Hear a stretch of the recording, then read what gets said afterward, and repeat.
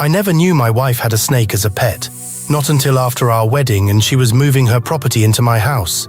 She brought out the snake from its cage and let it free in the house.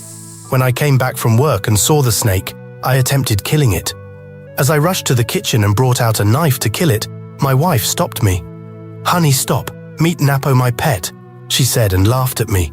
I seriously didn't buy it. She begged that Napo has been her pet ever she was 16.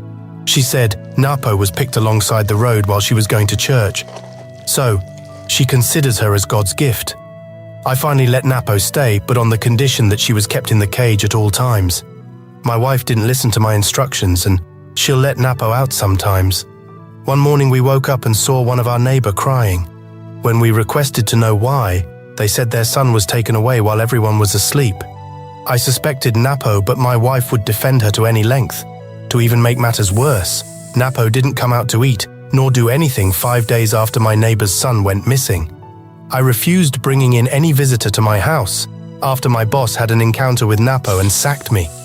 Another thing I noticed was that whenever I'm making out with my wife, I do notice Napo staring at us.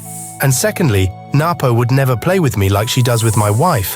According to my wife, she said I was too hard on Napo.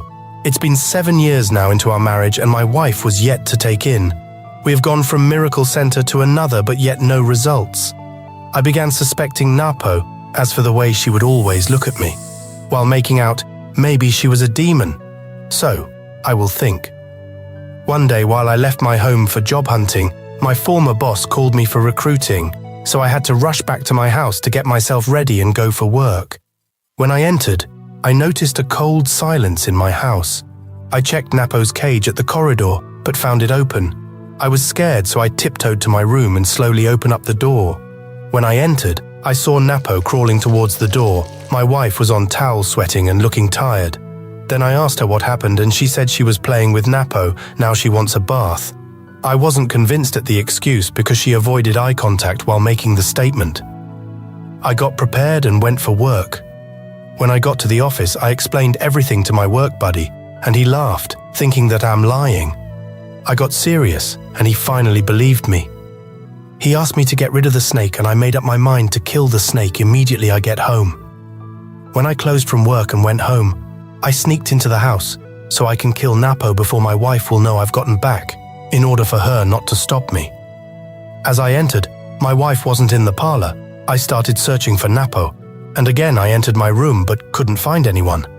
I was about stepping out when I heard words coming from the bathroom. I walked gently and closer. I began hearing a man's voice in my bathroom and the voice of my wife. They were both taking a bath and making funny sounds. I was enraged, but calmly take a peep into the bathroom. I saw a full-grown man bathing with my wife.